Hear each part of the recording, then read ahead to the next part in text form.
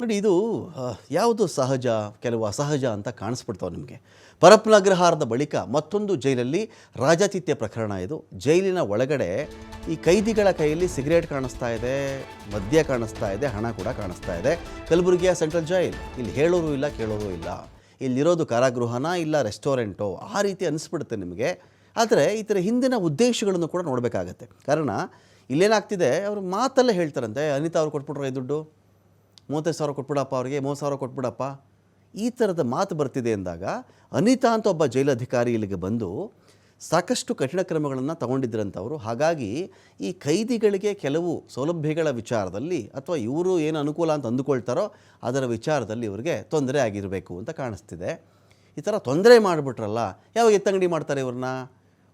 ಜೈಲಲ್ಲಿ ರಾಜಾತಿಥ್ಯ ಆಯಿತು, ಅಲ್ಲಿ ಮದ್ಯ ಕಾಣಿಸ್ತು, ಗಾಂಜಾ ಕಾಣಿಸ್ತು, ಇಸ್ಪೀಟ್ ಆಡ್ತಾಯಿದ್ರು, ಅಥವಾ ಇನ್ನೊಂದು ಕಡೆ ಮೊಬೈಲ್ ಇಟ್ಕೊಂಡಿದ್ರು, ದುಡ್ಡಿತ್ತು, ಸಿಗರೇಟ್ ಪ್ಯಾಕ್ಗಳಿತ್ತು ಅಂತ ಬಂದಾಗ ಏನಾಗುತ್ತೆ, ಇಮ್ಮಿಡಿಯೇಟ್ಲಿ ಹೋಮ್ ಮಿನಿಸ್ಟರ್ ಆದವರು ಆ ಜೈಲಧಿಕಾರಿ ಯಾರು ಅದೇನು ಕೇಳ್ರಿ ಅಂತ ಹೇಳ್ಬಿಡ್ತಾರಲ್ವ.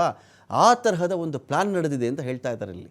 ಜೈಲಧಿಕಾರಿ ಸ್ಟ್ರಿಕ್ಟ್ ಆಗಿದ್ದಕ್ಕೇ ಈ ಥರದ್ದು ಹೇಗೋ ಒಂದಷ್ಟು ತರಿಸಿ ಒಂದಷ್ಟು ನೋಡಿ, ಯಾರಾದರೂ ಈ ಥರ ಇಟ್ಬಿಟ್ಟು ವಿಡಿಯೋ ಮಾಡ್ತಾರೇನ್ರಿ? ನೋಡಿದ್ರೇ ಈ ಥರ ಒಂದು 50 ಮೊಬೈಲ್ 30 ಮೊಬೈಲೆಲ್ಲ ಇಟ್ಬಿಟ್ಟು ವಿಡಿಯೋವನ್ನು ಮಾಡ್ತಾರಾ?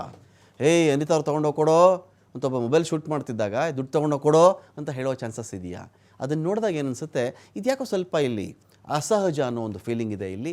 ಹಾಗಾಗಿ ಇನ್ನು ಕಡೆ ಚೆಕ್ ಮಾಡ್ಕೊಂಡಾಗ ನಾವು ಕಲಬುರಗಿ ಜೈಲಲ್ಲಿ ಜೈಲು ಅಧೀಕ್ಷಕಿಗೆ ಕೆಟ್ಟ ಹೆಸರು ತರೋದಕ್ಕೆ ಇಂಥ ಪ್ಲಾನ್ ನಡೆದಿತ್ತಾ ಅಂತ ಪ್ಲೇ ಮಾಡ್ರಪ್ಪ ಅದನ್ನು.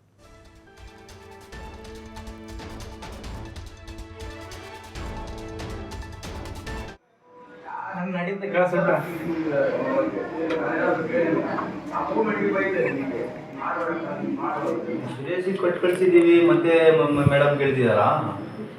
ಮತ್ತೆ ಅವ್ರದ್ದು ದೊಡ್ಡವರಿದ್ದಾರೆ ಅಂತ. ಹೌದಾ? ಸುರೇಶ್ ಏನು ಹೇಳ್ದ? ಸುರೇಶ್ ಹತ್ರ ಹೋಗಿಲ್ಲ, ಮತ್ತೆ ಮೇಡಮ್ ಕಳಿಸಿದ್ರು, ಅನಿತಾ ಮೇಡಮ್ ಡೈರೆಕ್ಟ್ ಅವರೇ ಏನಂದ್ರು? ಗೊತ್ತಿದೆ ಎಲ್ಲ ನಡ್ಸ್ತಾ ಇರೋದು ನೀವು, ನಮಗೆಲ್ಲ ನೋಡಿ ನಾವು ದೊಡ್ಡವರಿದ್ದೀವಿ. ಅಲ್ಲ ಮರೆ ಯಾಕೆ ಕೊಡೋಣ, ಸುರೇಶಿಗೂ ಕೊಡ್ತಾ ಇದೀವಲ್ಲ, ಡೈಲಿ ಮಾಮೂಲಿ ಕೊಡ್ತಾ ಇದೀವಿ, ತಿಂಗಳಿಗೆ ಏನಿದೆ ಅವನಿಗೆ?